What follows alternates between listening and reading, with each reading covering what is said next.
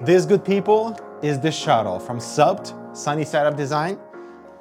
I was reserved initially of reviewing this enclosure. I've had it for a while, way before its release date, so I can't really comment on packaging, although everything arrived just fine without any damage. I really love what they're doing here. Not only do we get this beautiful GPU display, that's the entire focus point of this enclosure, but also they're introducing some interesting alternatives to have your enclosure to not be on the left side, because that's the main idea of having the glass on the right, but you can orientate with the enclosure on the right side with the glass on the left. I'll show you how that works, and it's not too bad, but I would kind of stick with the default orientation because that's its main priority. Now, SSUPD is a sister brand from Lian Li. Literally, Lian Li's CEO, sister, owns SSUPD. And so I feel like they're like a powerhouse in the case space, delivering really cool ITX enclosures. And now this is SSUPD's first ATX enclosure. Really, really good job. From a build quality perspective, I would say it's like a 70. It's not spectacular, but it's not the garbage that we're seeing from Corsair lately. Like, the thickness of the metal is perfectly fine. It's not too bendy. I do have a problem with how the glass panels are installed, however. So the first crime with the side glass, which is very common, is inability to actually secure to the frame.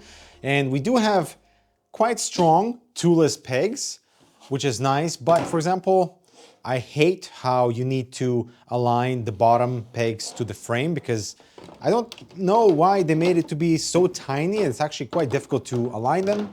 One of them always pops out, but on my sample, once I align those two, when I put this in, the top glass sits a little bit down, so I have to almost raise it beforehand before securing the side glass in place. Not a good design. At least we have a small cutout on the frame to give us some leverage for that glass. The front glass panel follows the same principle. You just pull it out. It has very similar tiny notches to align it to the bottom frame, and two pretty strong toolless pegs at the top. I really don't like the location of our I/O, because good luck plugging in some, thick USB drives, and I just don't like how things stick out from the side. It just kind of ruins an overall clean aesthetic this case is going for. I do like that the top panel has a toolless locking mechanism, so it can be unlocked, taken out to access your fans, your motherboard I/O, and the GPU I/O as well. And of course, the hurdle with any chimney enclosure is the I/O. So here actually they did a good job. So there's plenty of height for our DP cables and HDMI cables from the GPU, no problem. The USB cables exit and you can route them easily. We have a few Velcro straps, for example, that might help you, tie certain things down. And when we put on the top panel, it closes just fine, and we do have this additional piece that you can remove to access your motherboard I/O. And we do have this rear middle panel that is optional. You don't have to install it, but you could for a slightly cleaner cable exit, so everything's kind of hidden, but is really accessible. The case comes with 3 fans. They are reverse 120mm fans with RGB, and they sit on a bracket. So right now the bracket is nicely concealed, and at first I was wondering, like, how do you remove this bracket? And it's as simple as removing one screw from the middle that unlatches the fan bracket in case you want to swap them out for something maybe more powerful or non-RGB.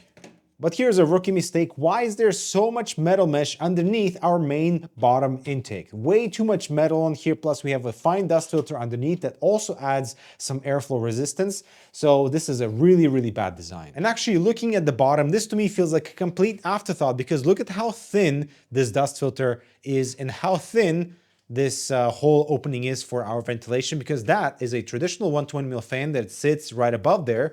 And so we're blocking so much of that airflow by the case frame and also by this ventilation mesh that should be wider to accommodate better airflow. SSUPD, this is not a good design. It seems like ventilation pattern is definitely their weak point, and it's strange because the Meshalicious was all about mesh and breathing, and here it seems like we have the really thin dust filter at the back as well, and this area should be more open. Like, it's good that we have structural rigidity, but the metal mesh here is way too blocked for either intake or exhaust. I mean, like, it doesn't even fully cover the fan area.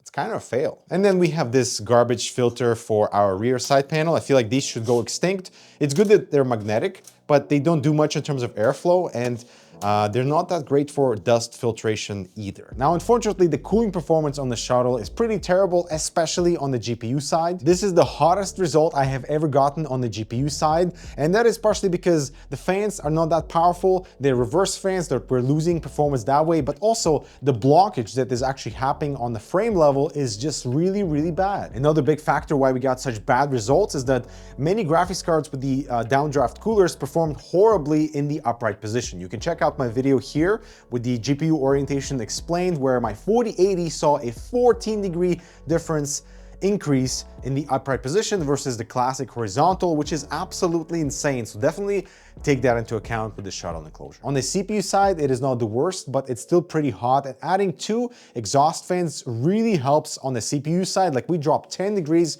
right away, and that just tells me that those bottom intake fans don't really do much. It does help on the GPU side, but it's still a pretty toasty chamber, and actually going in reverse or inverse mode does improve our temperatures, because I guess we have slightly better intake from the front instead of just using the bottom. I would definitely recommend sticking with an AIO or a really beefy GPU that can cool itself without, you know, all that additional airflow being delivered, to make sure that everything is cool. As for the RGB illumination on the front strip and the fans, I would say it's kind of below average, which is surprising considering, you know, Lian Li's RGB is gorgeous.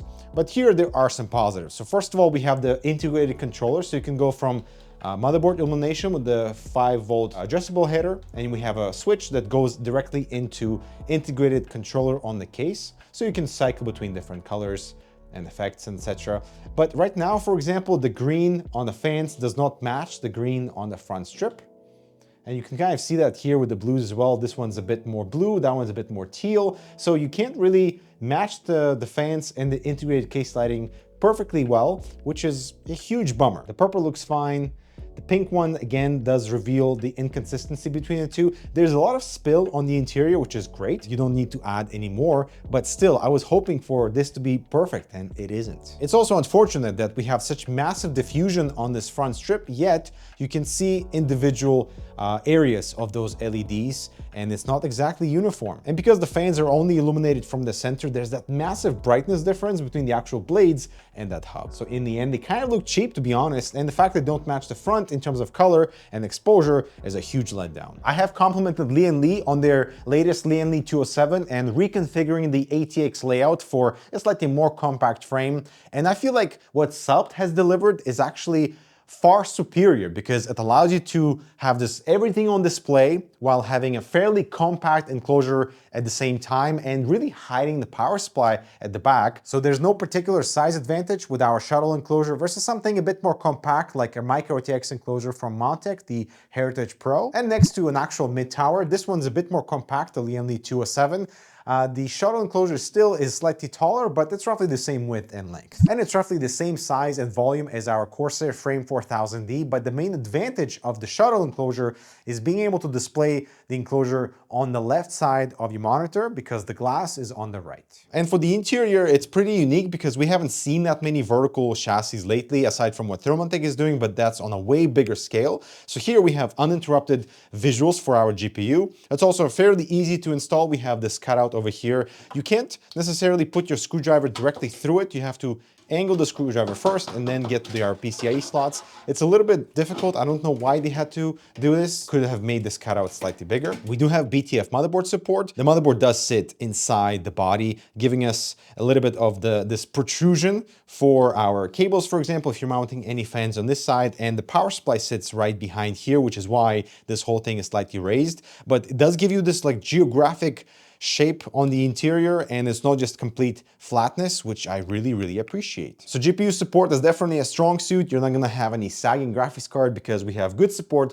by the PCIe area and this tiny GPU support bracket underneath to just support the weight of the graphics card from below. And we have 3 locations for that bracket to give you all that height flexibility for any size GPU. And if you're going for the inverse orientation of the enclosure, you can simply relocate this GPU support bracket over here to prevent any sag. The only thing with any branding is our cable cover. Very discreet, I like it. And first I thought, like, how are you supposed to route 24-pin? But this is a plastic piece that simply slides out, it sits on a little tension. First of all, because the power supply is right against this wall, we have so little room to bend our 24-pin cable. It's very tight to fit our plastic little cable grommet to hide the cable, because that 24-pin is right up against one of the mounting points. Not cool. I can squeeze it in, but I wish that this whole cable management design and the bracket wasn't designed to be this difficult. Like, see, this works, but I feel like the 24-pin right behind it is really, really squished. And I think this whole area around the bottom here is kind of a missed opportunity because we don't have a single cutout to properly route our GPU cables. Like for example, with my triple 8-pin PCIe cables for a 3080, I can only route them from this angle because from there I feel like it's going to interfere with my 24-pin cable. So I wish that we had, more cutouts for the GPU power cables. Here's a better view of just how tight this whole section is around the 24-pin. Like if you had a 12-volt high power cable for the GPU, that could fit here, no problem. But fitting my triple 8-pin PCIe, that becomes a little bit more challenging and very, very tight around this area. So I wish that this whole thing was slightly better. So for ventilation, we have the 3 main 120 intakes at the bottom on the fan bracket. We have the same fan bracket on the side. First you angle it and then you pop it out of its mount. These are reversible, so you can install this one at the bottom and this one over here.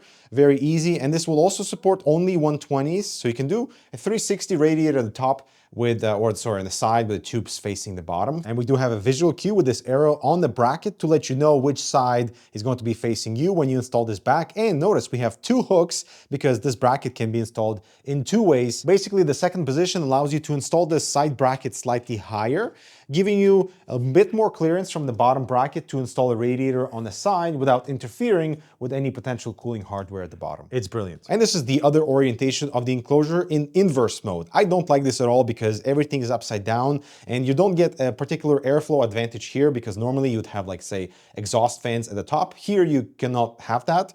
You will have fan options on this side. I'll show you that later. And all you have to do is just relocate the case feet and the AO to this side at the bottom. And there you go. Now your case is going to be on the right with the display on the left. So in inverse mode, this becomes our front panel. And we do have additional mount for 3 120mm fans that would act as intake. And at first I thought like this would be a really good way to mount an AIO because you do have the height, but it will interfere with our GPU cables and potentially something on the motherboard I/O as well. So this is for fans only. You cannot mount a radiator up here. And that's what this would look like. This would become your front panel now. As for the back section, I think they did a good job with what they have, but there could be some improvements. First of all, the power supply chamber shares all the cable area with our storage bracket. So you can install 2 SSDs on the opposite side of this bracket, and look what happens, or look what exists behind it. So like this was, maybe 3 minutes of me tucking everything away. So you can definitely flatten the cables a bit more, especially because of these really good Velcros that you can take out and apply proper tension. Here you can actually see how little room we have between our power supply and where the 24-pin cable exits to our connector. It's good that we have all this length to route the massive 24-pin to, give it a little bit of a curve so it's not bunching up over there. But still, I wish that either we had slightly lower power supply to give us a bit more clearance over here, or just slightly deeper space that sits right above the power supply. This is the main storage bracket over here that can house 2 3.5 or 2 2.5-inch drives, and it can also house a 120mm fan. I would probably set this for intake to cool the bottom of your CPU socket. You just have to relocate the rubber bits to align with the mounting holes on your drives, either for SSDs or the 3.5s. Very easy to do, but it turns out it's not that easy to recommend the Xhuttle enclosure. Strictly from a performance point of view, like it's kind of a huge disappointment in the airflow department. I do love the focus on showcase and being able to display all your hardware. Cable management on the inside is almost invisible, and on the back, very well done with all the good Velcro straps, although I wish we had more space for that 24-pin exit. It is definitely breaking the mold because it's not your traditional dual chamber, but they have to do so much more. Better fans, better lighting, and just opening up the frame so it can actually breathe. But otherwise, I would say it's a really good try, and I would love to see the next revision and future ATX enclosures from Subbed. Let me know what you think. I'm Dmitry. I'll talk to you in the next video.